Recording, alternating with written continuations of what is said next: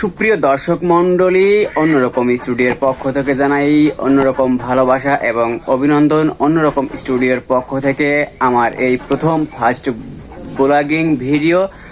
এই ব্লগিং ভিডিওর মাধ্যমে আপনাদেরকে দেখাবো আমাদের কবুতরের ঘর এবং কি পরিমাণ কবুতরের ঘরের ক্ষয়ক্ষতি বেজিতে করেছে সেটা আপনাদের মধ্যে শেয়ার করব। চলুন যাওয়া যাক। আমি এখন যাচ্ছি আমাদের কবুতরের ঘরের কাছে। এই প্রায় চলে এসেছি কবুতরের ঘরের কাছে। এই যে আমার কবুতরের ঘর আপনারা দেখতে পাচ্ছেন বন্ধুরা। এত পরিমাণে এখানে দেখেন বেজি, এত পরিমাণ বেজি জ্বালায় এবং ডিম বাচ্চা সব খেয়ে ফেলে। এখানে দিছি বোরোর কাটা, যে আপনারা দেখতে পাচ্ছেন কিনা জানি না। এই যে বেজির পায়ের আঁচড়ের দাগ এখানে আছে। বেজির ভয়ে পরবর্তীতে এই যে নেট দিয়ে দিয়েছি। তারপরও আমার অর্ধাঙ্গিনী আমাকে জানিয়েছে যে বেজি ঘরের ভিতরে উঠেছিল, তুমি একবার উঠে দেখো। ও সেই আমাদের প্রধান অতিথি মই সাহেব আনা হয়নি। মই না আনলে তো এখানে ওঠা একেবারে অসম্ভব। আমি মই নিয়ে এখনই আসছি, তখন আমাদের সাথেই থাকবে বন্ধুরা। মই নিয়ে আমি এখনই চলে আসছি।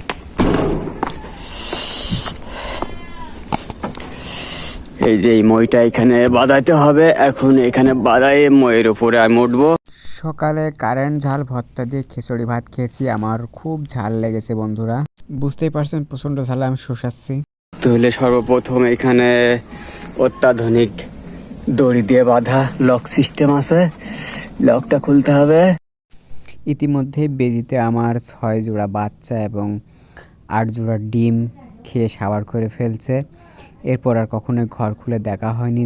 এখানে একটা লক আছে, এটা আমি নিজেই সিস্টেম করেছি। এই পাশে আর একটা আছে। কবুতর পালন অন্তত খুবই লাভজনক, এদের খাবারও কম লাগে, এরা নিজেরাই খাবার সংগ্রহ করে খেতে পারে এবং পাশাপাশি মাংসের চাহিদাও পূরণ হয় বাড়িতে। বাড়ির আঙিনায় ঘুরে বেড়ায়, দেখতেও অনেক সুন্দর লাগে। ঝাপটা উঠাইতে হবে, ঝাপটা উঠাইয়ে আমি ভিতরে যাব। দেখতে পাচ্ছেন বন্ধুরা এই খোপগুলা, এখানে উঠা খুবই কষ্ট।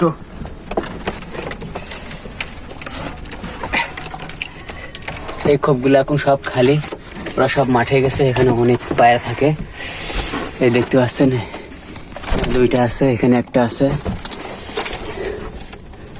সব খোপগুলা চেক করতেছি বন্ধুরা, দেখা যাচ্ছে।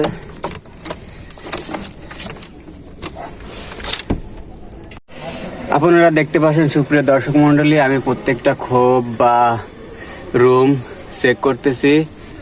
এর মধ্যে কেউ নেই, এরা এখানে যারা থাকে সবাই মাঠে খাবারের সন্ধানে গেছে। ওদেরকে বাড়িতে খাবার দিই, তারপরেও আপনার চলে যায় মাঠে। এই যে এই খোপে একটা ছিল, হাত দিলাম উড়ে গেল। এই যে একটা, ওইখানে আছে একটা। এইখানে একটা ডিম দেখা যাচ্ছে, কিন্তু একটা ডিম থাকার কথা না। একটা ডিম কয়েকদিন আগে দেখছি পারছে, আর একটা পড়ার কথা ছিল কিন্তু পারে নাই। এখানে ডিম বাচ্চায় ভর্তি ছিল, সব ডিম বাচ্চাগুলো খেয়ে গেছে। এখানে দুইটা ডিম আছে, দেখতে পাচ্ছেন বন্ধুরা।